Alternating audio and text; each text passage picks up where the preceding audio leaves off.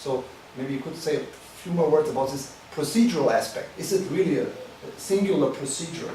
As in Kant's case, as the categorical imperative is the highest principle of morality. Is it really singular? And maybe I would hope that you could give a little bit more of concrete evidence in the texts, like some sort of casuistic examples.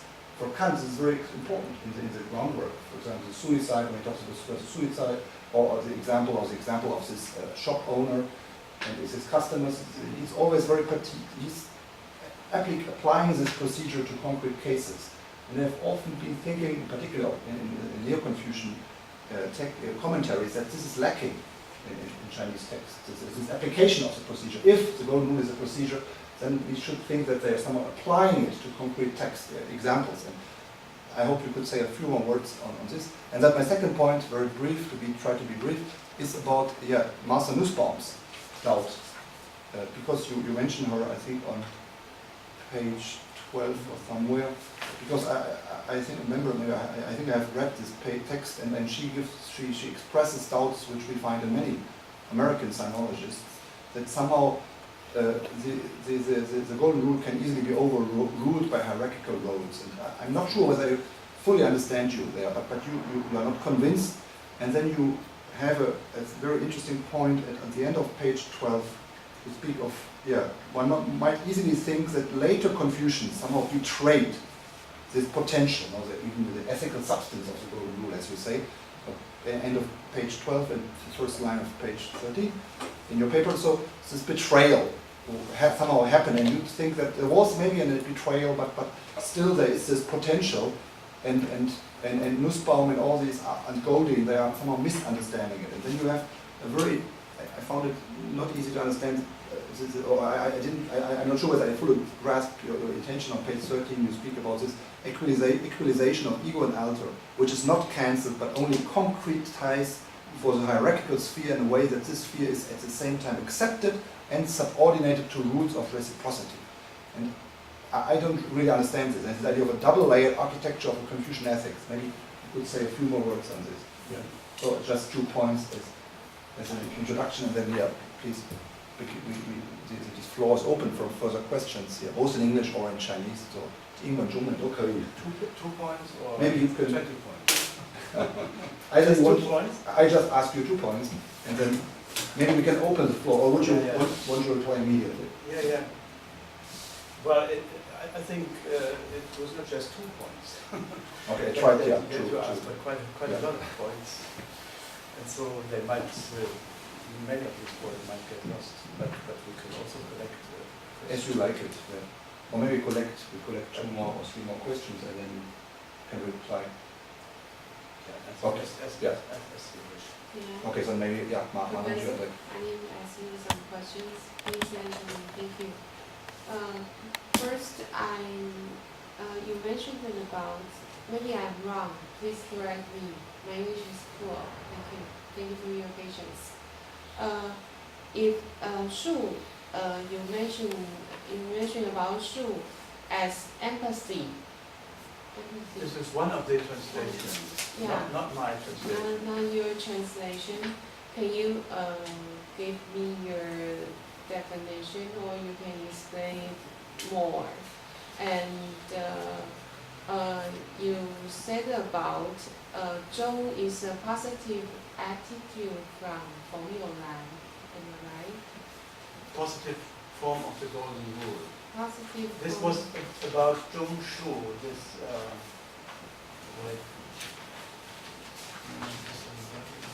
page 10 here. Pardon? Use the mouse, please. The mouse.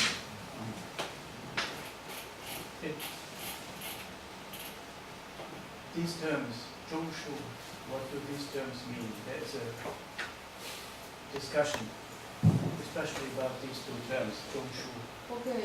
And many different suggestions. And Feng Youlan had the idea that one refers to the positive and the other one to the negative. Golden rule. Do to others and do not do to others. But is it about our daily life? Every day what we should do or we should not do, or or it is like Master said 尽己之谓中，推己及人之谓术。 This is another interpretation, and I think that the XIII translation is better. I think that XII's translation or interpretation is better, and because there is no, this is just a speculation. Fong-Yol-Lan says it's without any evidence. There is no textual evidence that Dom is used for the positive version of the Golden Rule. So it's just an idea that cannot be proven, that has no foundation in Chinese texts. And also the view of Zhang Taiyan and Bu Shi, they say this is has nothing to do with ethics. This is epistemology and logic. I cannot follow them because the point is precisely that a logical move is introduced into ethics here. But what it means, it's an open question. But I think that the XIII interpretation is the best one. Yeah. Okay, I understand. Thank you. Other further questions? Maybe? 还有别的问题吗？ Can I answer? Yeah, please, that one. Yeah, what you said, so quite a lot of things. First of all, as a matter of fact, this is my main point, that Chinese philosophy is a response to a crisis of ancient Chinese society, which historically it's trivial, because we are in a crisis, we are in the Zhangguo and the Chunqiu period. The Zhou rule has broken down, and we have these different states and the wars and so on. And the texts are full of complaints about what was happening. The world is underwater and drowning, and who can save it? The texts are full of it. So historically, and also from these kind of textual evidence, it is trivial, but it's not trivial because this is not taken into account in most of the interpretations, the readings of Chinese philosophy. They are presented, what we find in these texts is presented as an expression rather of an unproblematic attitude towards the world. And this is for me very decisive. One has to see the ruptures, the problems, the critical spirit, the doubts that has crept into thinking in these texts. Otherwise one will not be able to understand them in their complexity and also in their different layers. I think they have a multi-layered architecture, not just a single layered architecture. In general, we are in a time of critique. And Kant, you mentioned Kant in connection to the categorical imperative. I've mentioned him in this connection too. But what comes to my mind is also Kant's characterization of the epoch in which he lived. This is the Zeitalter der Kritik. We live in an epoch of critique. And you can say the same thing to the age of classical Chinese philosophy. This is also an epoch of critique. The texts are full of that, especially critique of traditions. There is a whole series of counter-traditional arguments that wants to show that we can no longer follow the old ways. It's in particular to be found in legalist literature, but also in moralist literature, in Taoist literature, everywhere. And what I would like to show that also the Confucian ethics, Confucian philosophy, although it is normally regarded as an expression of traditionalism, is in fact in the modus der Differenz. It stands in the modus of difference. It has taken a reflective attitude towards tradition. And two of the most remarkable expressions of that are the Golden Rule, which functions, which works structurally without taking any recourse to any tradition. It's based on a thought experiment that you do in the here and now, only reflecting on your likes and dislikes. So structurally, this has nothing to do with any convention or tradition tradition. And the other ethical model brought forward in Confucianism that also is based on the here and now is Moses' ethics of compassion.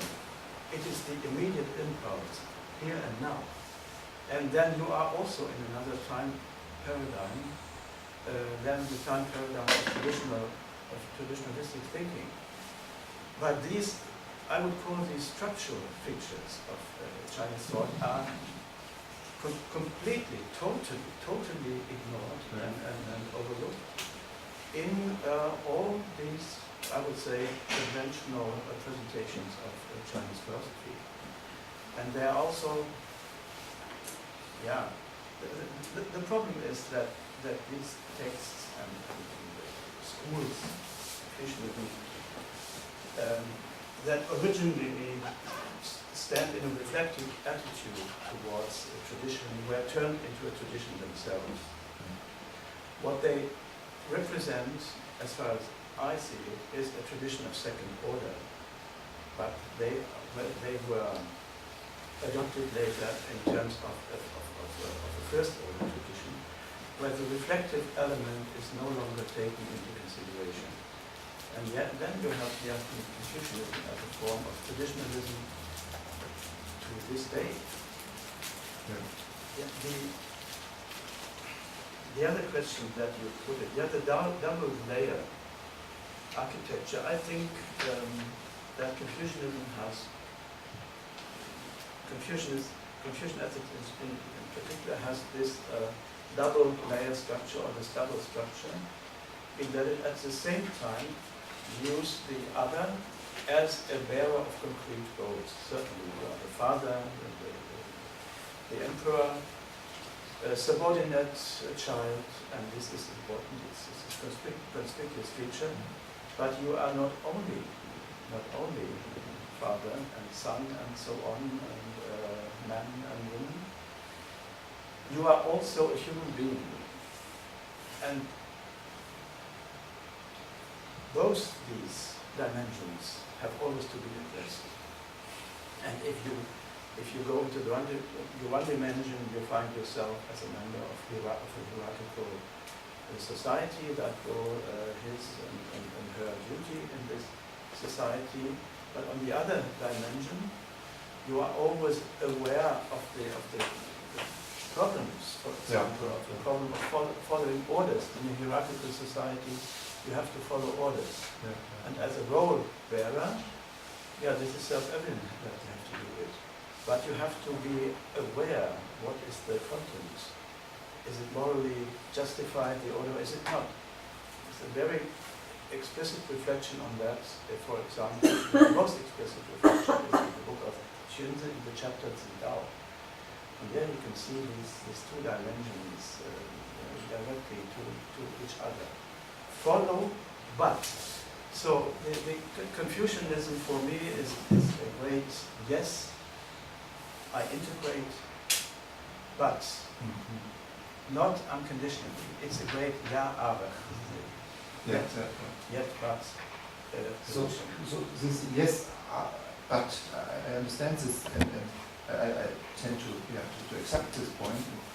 I just have this feeling or this impression that, in particular in texts like the Mencius, and probably also in the Lunyu, the second dimension of this unconditionality, or this kind of retreating, going back into one's own Zitadelle, Innerlichkeit, this in one's own selfhood, is deeply religious, particularly in Mencius, I would say. I'm not sure whether I understand your interpretation correctly, but I somehow feel that you want to downplay this, or you are not really, you see Confucian tradition or this pre-Qin Chinese philosophy as more secular than maybe, or than it might be. And so, in particular the Mencius, I think it's very clear that this whole idea of somehow retreating into one's own interiority is closely linked to the notion of Tien. And probably you of course, you have argued against this, but other scholars like I think Xinguang Wai and others, and Mosunsa in particular, who have underlined that Tien, even in the mentions, is strongly religious or strongly spiritual. The term religious is of course a Western term, and we might somehow agree that maybe we want to avoid this term of religiosity, like maybe spirituality is better. So, and at the end, you somehow seem to move into this direction when you were mentioning the term of Gong Fu. Gong Fu is not procedure, no. Gong Fu is, again, I would say, has a very strong spiritual dimension. Gong Fu is not procedure. So I see a tension here. Exercise. No, I was interested in the Gong Fu idea because the golden rule is also something that has to be exercised and experienced. And then to discover all these problems that it involves. And perhaps try to start to work on these problems. In this sense, it is a Gong Fu, something that leads us to a development. I do not say that Gong Fu by itself is only procedural. But the golden rule is a procedure. That is a procedure. It's a thought experiment can be described as the procedure of analogizing. And so you don't, the religious dimension. This is. What is your notion of religion? I would first of all like to know. This is a much misused notion. I think everything is religion. So maybe spiritual would be better, or some sort of. But I have no antenna for personally. Well, I come from a very religious background originally. But in texts like the Mencius, no, would you say? Later on, Neo-Confucianism, it's clearly it's a very. So I have some problems with this very procedural interpretation for later. I would say that I would treat it as an open question. Because Confucianism in particular is in the Nachfolge. What is the Nachfolge of the religion? Continuation of the religion of heaven. Yes, certainly. But what does that mean?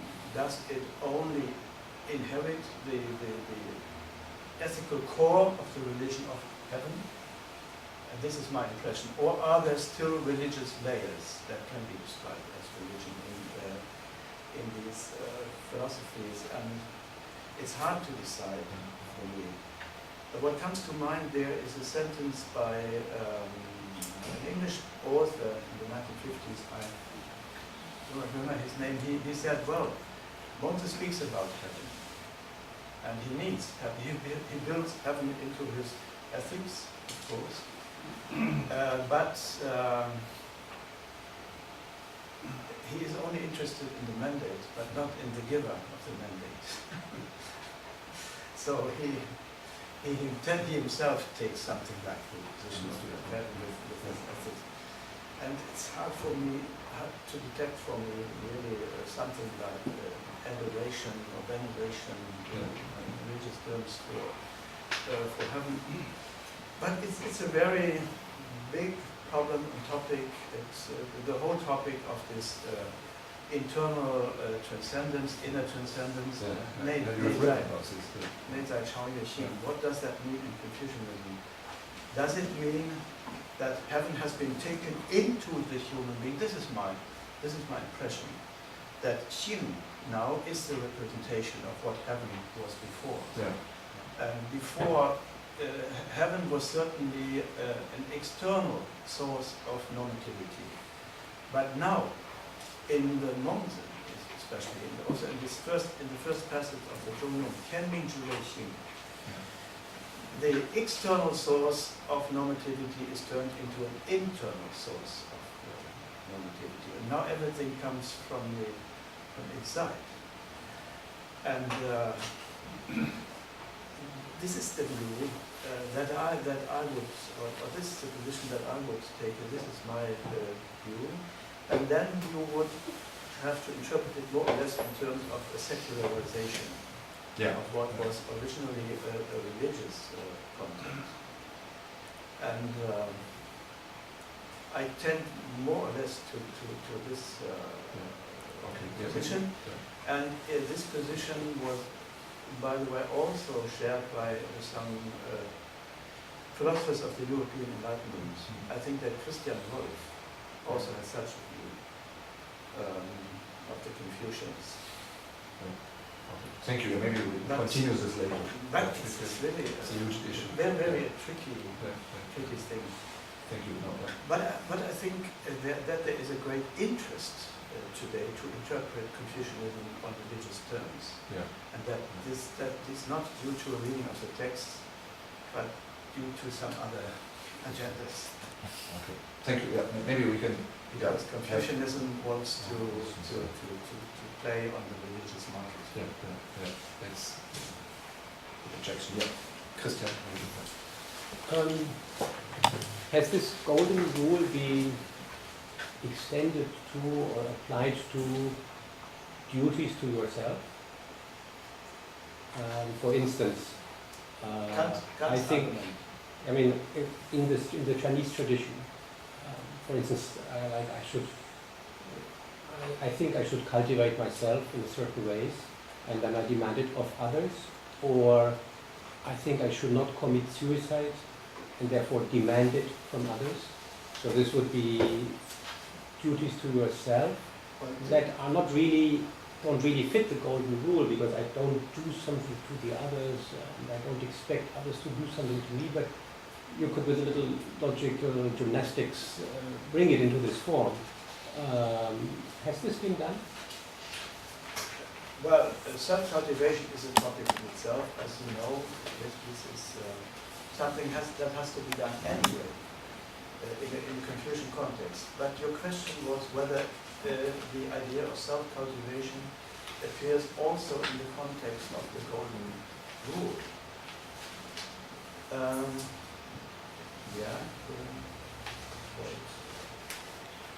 At least it goes into such a direction.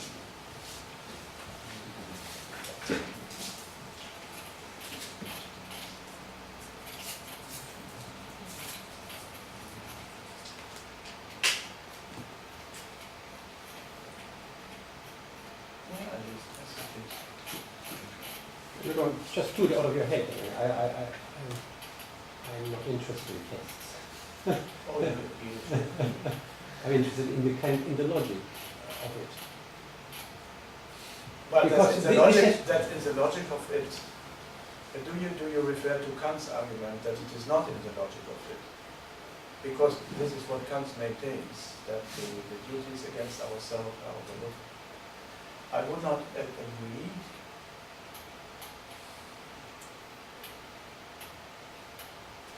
Well, do not reprove, that is what you show, do not demand, in other words. So it's like, these passages more to do not reprove what you show yourself, do not demand of others what you do not show yourself. There is at least the implicit Aufforderung that you should know it yourself. You should work on yourself in order not to show these problematic aspects. I think this would not be a problem for any of these Confucian or other authors to say yes to your answer. Maybe I should. For example, suicide. To make it more specific, like for example, the example of suicide. If we would ask a Confucian, are we obliged to continue our life? Is suicide like somehow forbidden? Then would this Confucian refer to the golden rule, or wouldn't he rather refer to xiao, to this value, to the virtue of xiao? In order to, you have to preserve your body in order to be like pietätsvoll, in order to preserve xiao. And somehow I have the feeling that he might just refer to the second, not to the first. Yeah, okay, but what does that mean? That might be an objection. I do not claim that the golden rule, although it is formulated as such, maxim in Rumi 1524, something that you can do all your life, and although it is formulated in there, it does not mean that you would have to apply it in every specific situation. This would be too much of an expectation. But nevertheless, I think one should reverse these things. Where has it been applied? Where has it been applied, in fact? For example, in Wang-Anshi, it appears in Wang-Anshi in the context of foreign policy. What should one do? Should we go to war? So no, this contradicts the principle of... In what kind of text? Is it a memorial? In Wang-Anshi, I cannot show you. This is what you were interested in.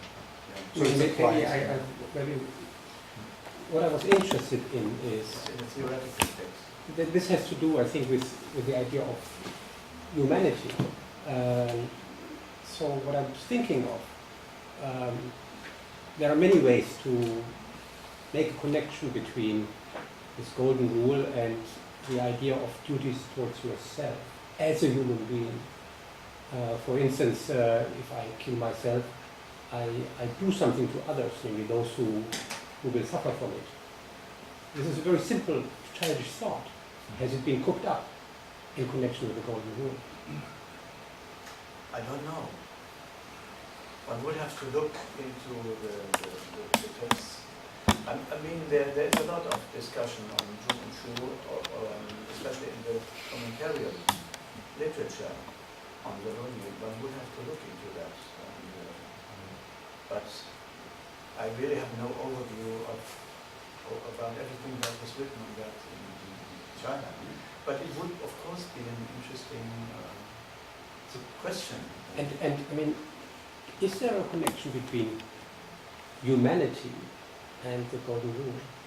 What do you mean by Well, for Kant, for instance, the categorical imperative is, there are different formulations, and one formulation has to do with humanity in you. Menschheit. Menschheit, yes. Yeah. as reason, as such? Humanity qua reason or qua what? For instance, I mean, Kant believes in reason, whatever that is. Yeah. So I don't want to bring that in. But you like to see, for instance, the idea of humanity, or in a rather, I don't know, maybe universalistic, modern. You don't want this to be something very far away from what we are thinking now. But I'm not sure about this. I mean, I have no position. I'm just worried. What do you mean by I do not want? First of all, I want to understand these texts. Yes.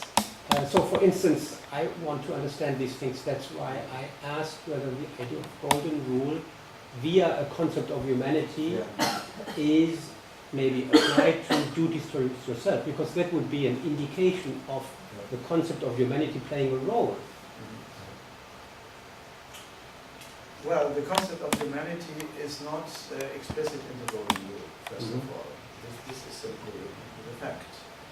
You have the word "ren" there, which we normally translate as human, but still the question is open to whom it refers, and this question is not answered by the golden rule. And I think this is one of the motives of Kant to say my categorical imperative has nothing to do with it, because I have a notion of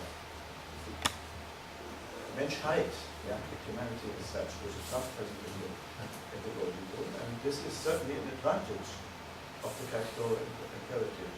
I do not say that the imperative, you said that about half an hour ago, that it's inferior to the golden rule. I did not say that.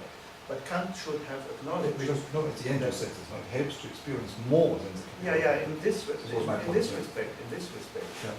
But not in the humanity respect, and also not in another respect, because the categorical imperative, contrary to the golden rule, also addresses the question of universalizability. Yeah, because the golden rule only speaks of what you wish, but Kant speaks of wollen können, and this is also a specification. But he should have acknowledged that this results, of course, from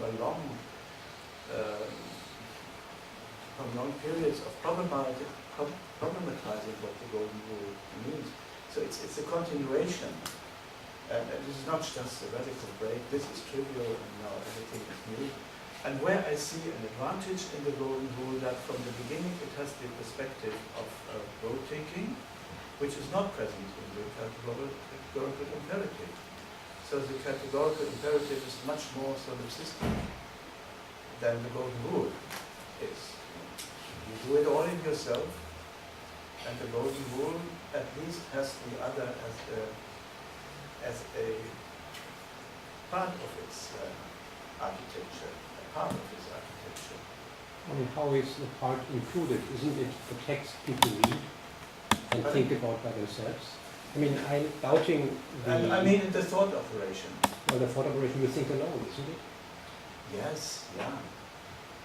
But nevertheless, yeah, we speak about theories here, first of all.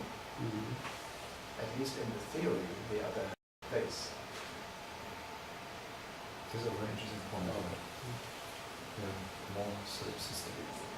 I think so, yeah. But I will not deny that the categorical imperative is a hopeless. In as much as is the wollen können is taken into account, and the notion of humanity is really made explicit. And at the end of your paper, actually, you speak of some sort of sociality, this idea. Yeah. This is very interesting. So it relates back to this point. Yeah, of course, this argument is due to what came after Kant. There is this long tradition, a critique of Kant's methodical solipsism that was it's already there in Hegel. The discussion begins there with the emptiness, atomismus reproach, and it was then taken up in pragmatism, and they tried to develop another notion of the subject, of the subject. This is a huge issue. Maybe we have to continue this later. But the golden rule, again, I think it's important to acknowledge that what it means and how you understand it depends on the development. You can find it very early in these face-to-face groups. And then, of course, the notion of bench height will be relatively thin. So it depends on the development. But I would like to stress is that development is not only due to these external stimuli, but there is an internal logic in it. As soon as you begin to think about it, then you experience all these questions, and you are Nötigung. What is a Nötigung? Forced to. Force is perhaps too strong. A Nötigung. Urged to make some good.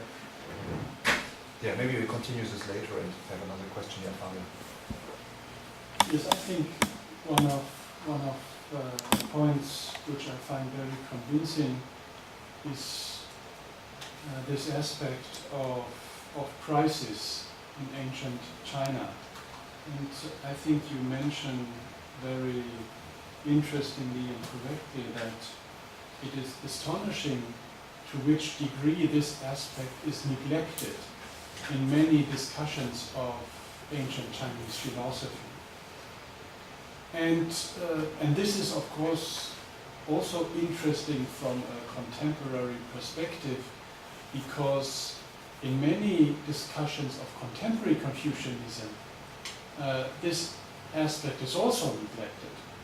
For example, if we speak about filial piety today as a Confucian value, what is often neglected is that the 20th century contains the most outrageous violations against filial piety as a kind of natural principle.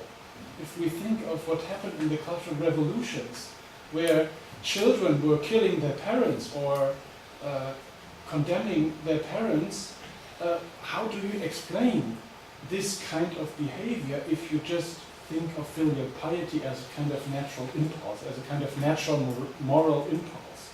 So there are so many conflicts and tensions already present in classical and ancient Confucianism, which somehow can help us to break through this kind of idealized picture of Confucianism, which also is repeated today and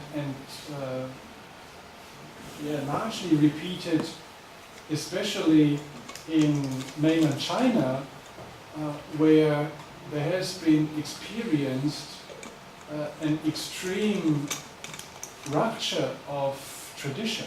So my question is also referring to American sinology, and you mentioned this example. What is somehow the theoretical motivation for an interpretation of Confucianism in terms of role ethics or virtue ethics? What is the motivation for this? And somehow it at least seems to me quite obvious that this is also a reaction to the crisis. But the crisis is not somehow part of the theory, but it's a motivation for the theory. So maybe you could say something about this. And this, of course, is related to this complex tension between traditionalism and anti-traditionalism that we today, especially in mainland China, we find this very strong tendency to refer again to tradition, to find normative standards, normative rules, normative perspectives, which have been lost in anti-traditionalism. But if we follow your presentation, this is hopeless. There can be no normative standard derived out of tradition. So how to deal with this kind of contradictions? And the second question is referring also to this double-layered architecture of Confucian ethics. And I am, as you know, interested in the question to which extent you would accept to speak of a kind of reciprocity between Ren and Li, between humaneness and ritual or ethical life. Would you accept that there is a kind of reciprocity here or a kind of dialectics? Or would you say that this is too much, that we always have to start from a kind of superiority of moral principle, Ren or the golden rule, and then refer to ritual, to tradition, to history, and so on? So this is the second question. And the third question is related to this insofar as I'm asking myself, and I think you have mentioning here this interesting passage from the Lü Shi Chunqiu about taking the past as a model. And this is, of course, a very strong critique of tradition within the Chinese tradition. And in this passage, obviously, the Lü Shi Chunqiu is referring to historical judgment. So, how can we take the ancient kings as a model? No, because, and there's a kind of historical judgment in this position. So I'm interested in the question, to which extent would you say that something like the golden rule or moral principles in the Confucian context are interconnected or at least related to historical judgment? Because now we are not referring to the relationship between the golden rule and, for example, ritual behavior or traditional customs and so on. But now we are referring to a problem which is structurally similar but somehow different, in the sense that now we are referring to the relationship between moral principles and history. Of course, ritual and Li is connected, strongly connected to history, but I'm interested in the question, to which extent would you say that there is a kind of relation between moral philosophy and philosophy of history, and how to deal with this relation in the context of Confucianism? Because this leads us not only back to the question of crisis in ancient China, but also to the contemporary questions I mentioned, how to deal with Confucianism in a contemporary historical context, and how to judge which parts of Confucianism can be used or can be assimilated in a contemporary context, and which parts have to be neglected. And this is this vocabulary of Sun Yi, which is mentioned in the Lü Shi Chun Jiu. What should be lost, or what can be lost, and which parts are somehow able to be developed and continued. How to judge this? Are there somehow aspects or criteria which we can derive from something like a golden rule or the principle of reciprocity? Thank you. Maybe we have 15 more minutes. We can have 1 or 2 more questions, and then we can answer at the end. Yeah, because otherwise I feel we won't have more questions. Yeah. 冯老师，对，是不是？等一下，是不是还有同学还有其他问题吗？因为我们还有点时间，也许大家可以集中，然后提出来。中文的问题也可以，对，我们也可以翻译，或者这个可以直接用中文问，或者英文。I have a conceptual question. In ancient China, the term "su" used in Roetz or Confucian texts, I think is my personal idea is that this is a semi-formal concept. Because its meaning is about some kind of structural relationship. For example, su something like to extending one particular situation or instance to another similar situation or instance by analogy or by argument. In more just in the later Mohism, su can be used to in the argumentation context. And in Confucianism, it's about something like golden rule. But I don't think in Confucianism that su is a golden something. It seems that Confucius, at least for Confucius, he used this as a rational rule or rational principle, but with some limitations. So sometimes he has to emphasize on the idea of quan, balancing acts, or shi, suitable time to do something. Only extend your mind from one case to another case with shu is not enough. I think this is why I think Confucian, in addition to this second order, formal structure, formal procedure, there's a third order which is based on love. or caring for other people. And my personal opinion is that his idea of love or caring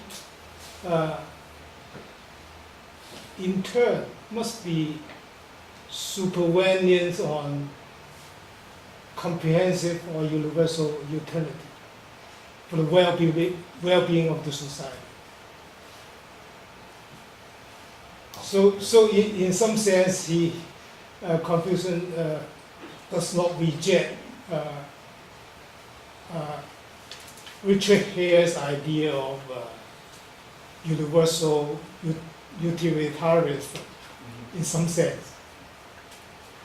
And why I say that Su is a semi-formal concept, because most semi-formal concept does not have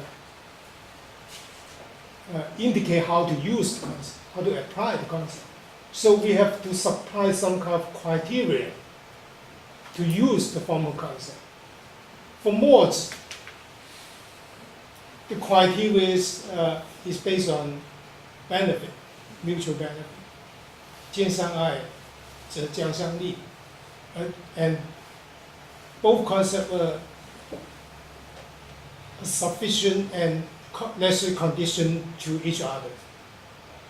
Benefit and love are both sufficient and necessary condition to each other. And ultimately it is based on Kenshi, the will of heaven. But for Confucius, the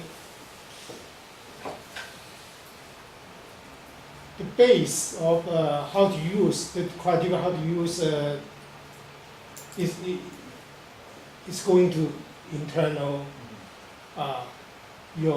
through cultivation you can consider other people, caring for other people. So love and caring, this kind of moral feeling of moral consciousness is most important, which is quite different from the Christian golden rule. Golden rule finally is based on the divine mind, the love from the divine, from the God. So it's more close to the equality or justice, concept of justice. But for Confucius, I think he emphasized the moral principle ought implies can. So it must put into the hierarchy structure from family to outside. That is the factual situation at that time, I think. So I also ask you to clarify the Kantian's category imperative, because Kant maintained that the second form of category imperative can entail with some limitation to imply the golden rule. But he thinks golden rule based on some kind of moral feeling or love. It is not based on pure reason. So he doesn't like golden rule. Yeah, quite a lot of questions. Well, where to begin? Fabian Wolbe, that I take up his first point first. What is the motive, and I think the question referred now to Western sinology in particular, to interpret Confucianism in this specific way, and this is very prevalent, of course, not in every text written by an American sinologist, but in quite a lot. What is the motivation to interpret Confucianism in terms of world ethics, in terms of character formation, virtues, and so on? Yeah, I think it is a response to the crisis of, let's say, rugged individualism rugged individualism and suing mentality. Yeah, of course. And then you begin to draw a counter picture and present Confucius as the great alternative. And this is done explicitly, for example, in works of Henry Rosemont and Fingerlet and Ames, many authors, influential authors. Perhaps it's a small group of authors, but they are certainly very influential. And I think it has to do with the crisis of American society. And this crisis, you take recourse, in Hegelian terms, to substantialities. Again, to what is still there in traditional substance that has been eroded already also in the American society, but what is perhaps not there and what we should protect. And then you combine these interpretation of the presentation of Confucian ethics in particular with something like Roetz communitarismus was communitarian position in the American society. Although I'm sure that these people would never accept that they do not need human rights for themselves, for example. But this is another thing. Lee and Len, what is the relationship of Lee and Len? Actually, I regard the Golden Rule as one of the possible, or not only possible, one of the readings of Len, of humaneness. It's quite frequent in the Chinese texts that Shu is identified or brought into a connection with Len, with these two, that these two notions are sometimes interchangeable. But there are other readings of Len, and this would be an answer to your question, of course, in terms of love and care. And I think, we should simply accept that there are different positions, also in Confucianism, in the Lunyu, that it's not it's not a system, a closed system where everything fits to everything, and then we have to decide, is this more important or that more important? I have quite another impression of these texts. They are open texts. They are texts written in the situation of crisis that have different layers, maybe different biographical layers, different historical layers, but not everything speaks the same language in these texts. I think maybe these were attempts, different attempts to find an answer to the great question of the time.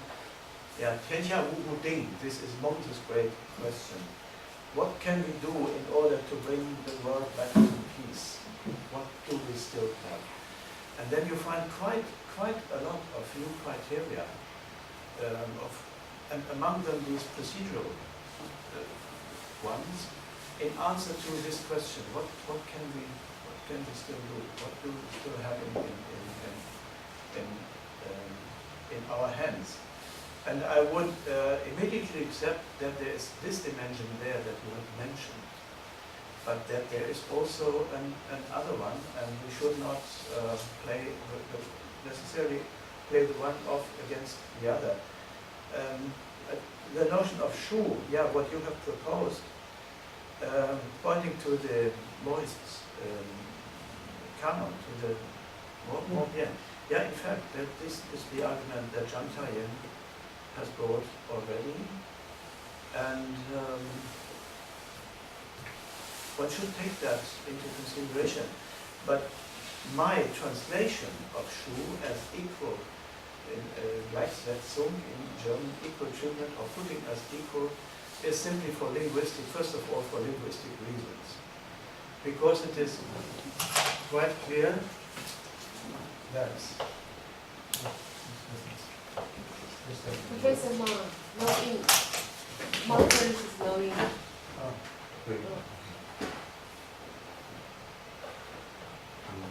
That these words are verwandt.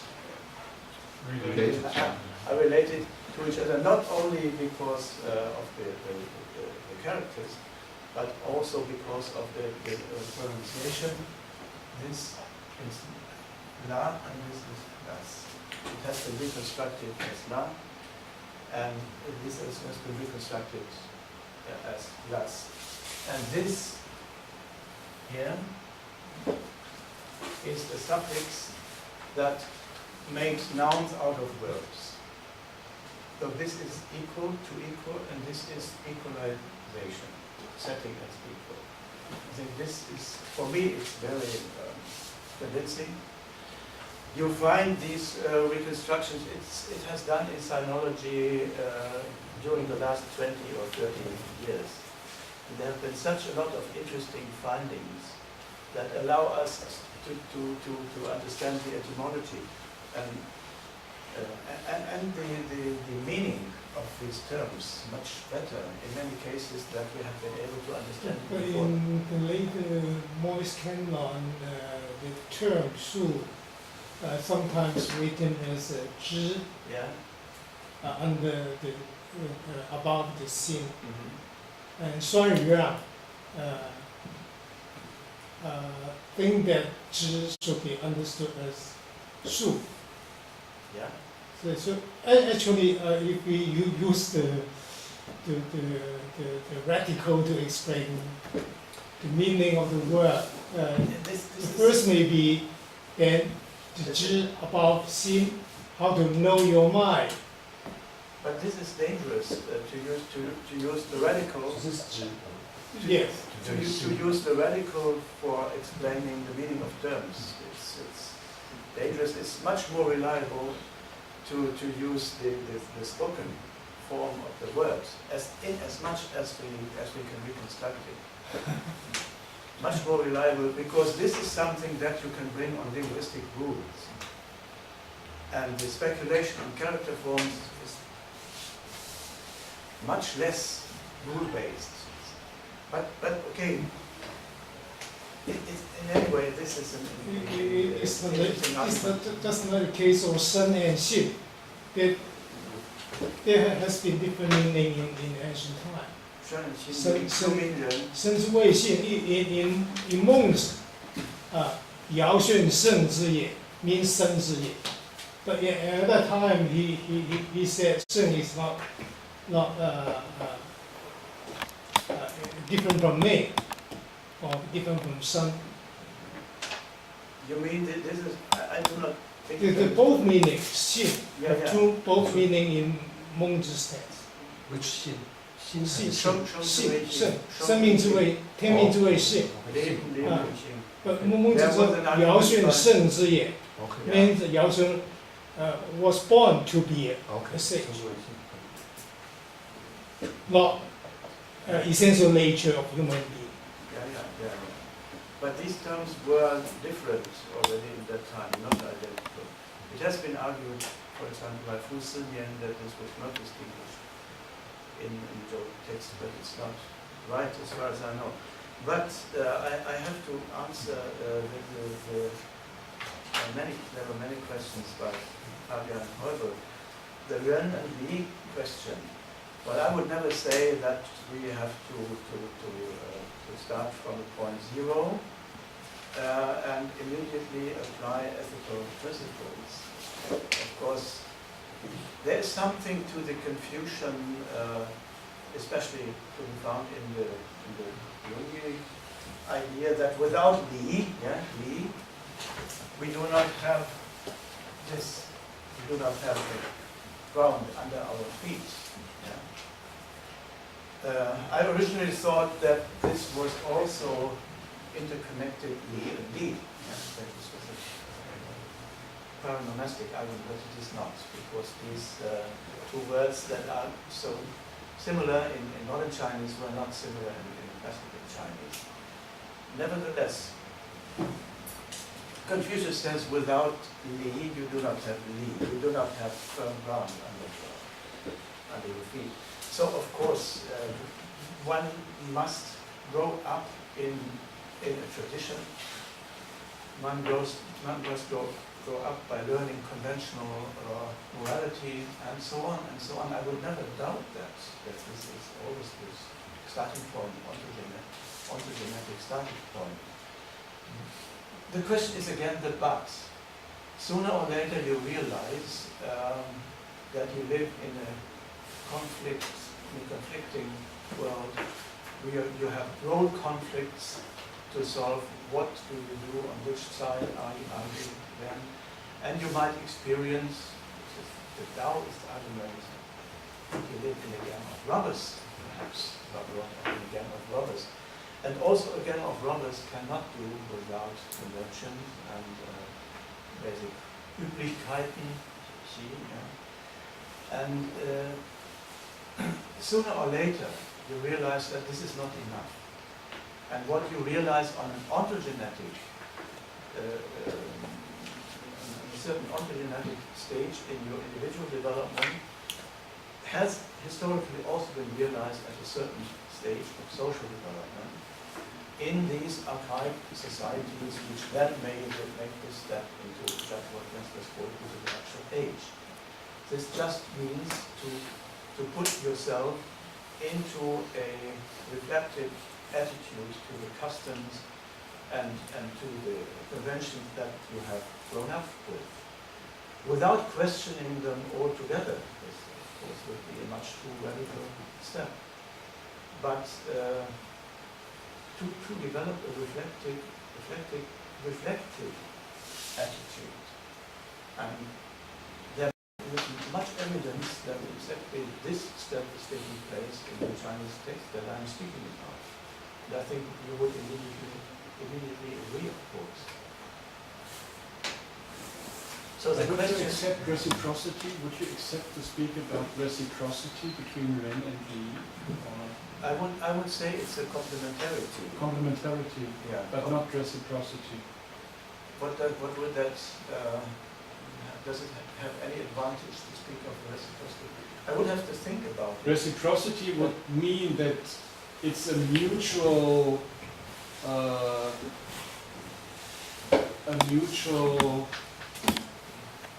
how to say, engendering. Empowering. Yeah, but Wechselseitige Entstehung. Wechselseitige Konstitution, a mutual constitution. I do not think so. That genetically Li is older. Normatively speaking. And that comes later. Normatively, if there is a conflict, then in the final analysis, we then would take precedence over Li, which actually corresponds to what you find in the Confucian texts. There are not many passages that suggest that, but there are some passages that are very clear.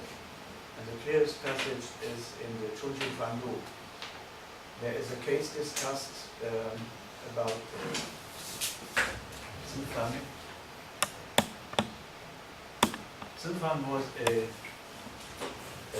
general who had the order of his ruler to go to the town of Seoul to watch the military situation. It was in a war in the Zhang War time.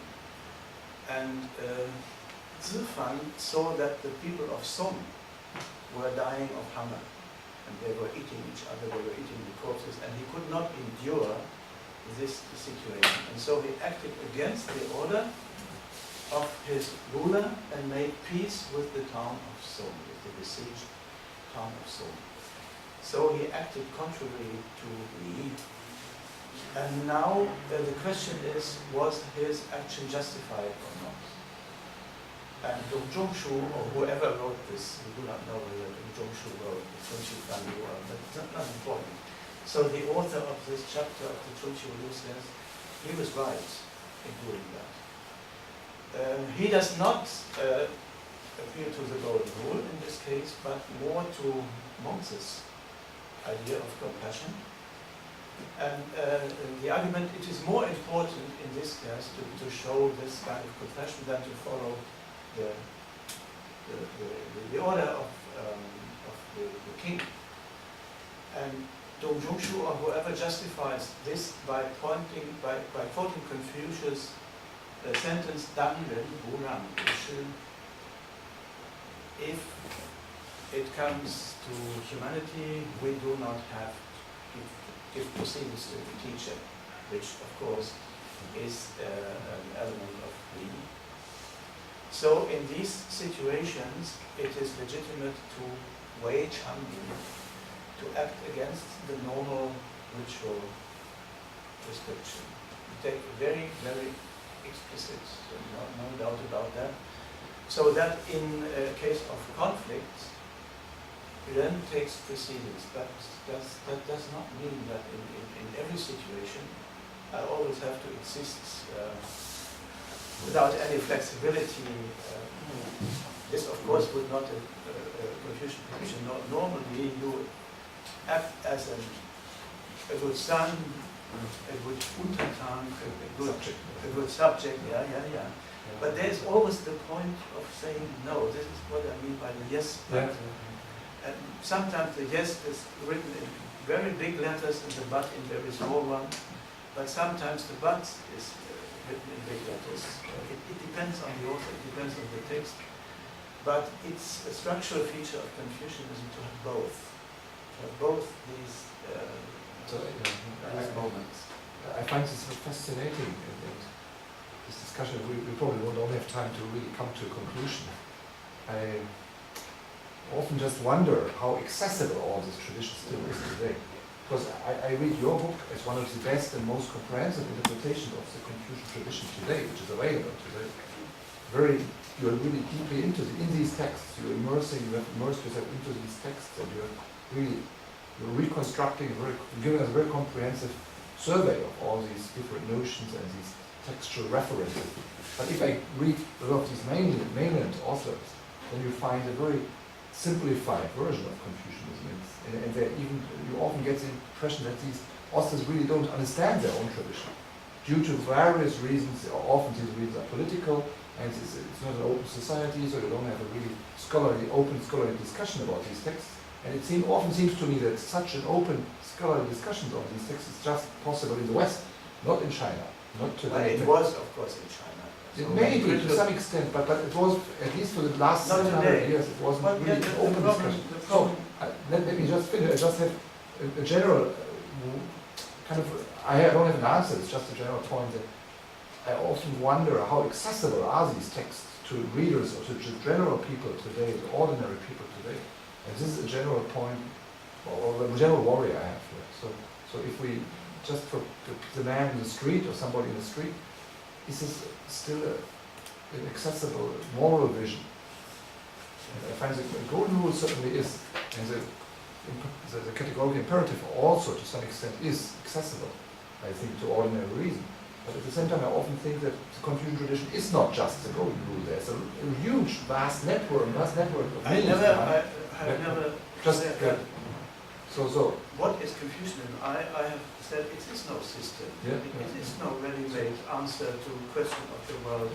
It is an attempt, a collected attempts to solve problems of human existence in that time when they live. But because of the radical nature of the challenges, these answers have, till today, have some paradigmatic link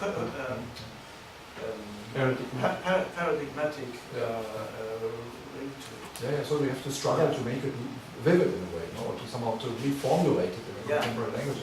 I found your example, or you're very successful.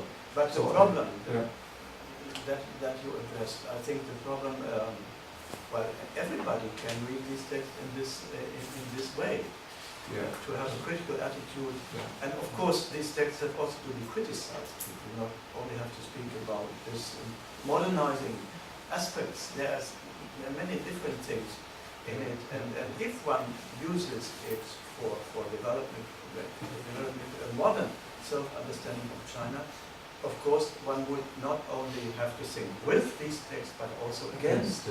This is very difficult, but even in Taiwan, I think my general feeling is that students really don't have the courage to challenge, and the teachers don't really encourage people to criticize. But I think the great problem, why it is, perhaps it is not done to the extent that one might wish today in China, is the problem is that these texts are used for identity management. And as soon as you do that, you are no longer interested in reading them critically. This is the problem. Thank you. And when any time when this was not the case, for example in the 1920s, old tradition, the hypercriticism of tradition, you had a very open and free Vivid discussion. discussion on that. Thank you very much. Yeah. vielen Dank, das war sehr interessant. Ja. 我们再来谢谢，非常感谢罗教授，这个精彩的演讲。这个我们因为今天比较多一点，所以这个不知道大家有没有完全听懂啊？因为我们最后也非常感谢他啊，谢谢你们啊，来听啊。以后如果你们有兴趣的话，就是他的书，他的核心著作就被翻成中文，是那个人民大学出的是哪一个出版社出的？大陆。